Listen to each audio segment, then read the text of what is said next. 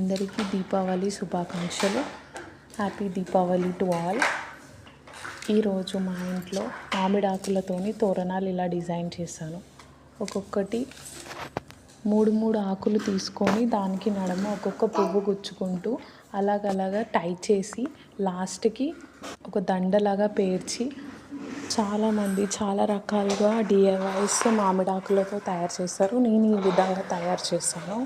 మా ఇంట్లో తోరణాలకి మామిడాకులతోని ఇలా డిజైన్ చేశాను. మీకు ఎలా నచ్చిందో చెప్పండి.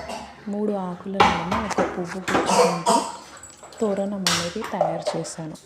మా ఇళ్ళల్లో ప్రతి ఒక్క పండుగకి మామిడాకులు, బంతిపూలు తోరణాలలాగా డిజైన్ చేసుకొని ఇలా గుచ్చుకుంటాం. ఈ డిజైన్ మీకు ఎలా ఉందో చెప్పండి. మా ఇంట్లో పూజ గది ఎంత నీట్గా అలంకరించానో చూడండి.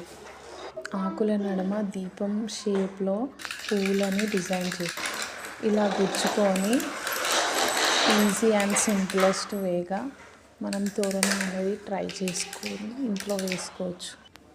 ఐ హోప్ అందరికీ నచ్చిందని అనుకుంటున్నాను. ప్లీజ్ అందరూ సబ్స్క్రైబ్ చేయండి, లైక్ చేయండి, షేర్ చేయండి ఈ వీడియో. మీరు లైక్ చేయడం వల్ల ఇంకొంతమందికి ఈ వీడియో అనేది ఫార్వర్డ్ అవుతుంది. Please like, share, subscribe to my channel.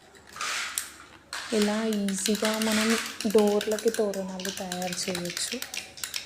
చూడండి ఎంత నీట్గా పెట్టాను. మా ఇంటి ఇది వచ్చేసి మా ఇంటి మనీ ప్లాంట్. మా ఇంట్లో మనీ ప్లాంట్ ఎంత బాగుందో. ఇది పూజ గదికి నేను డిజైన్ చేసిన మామిడి తోరణం.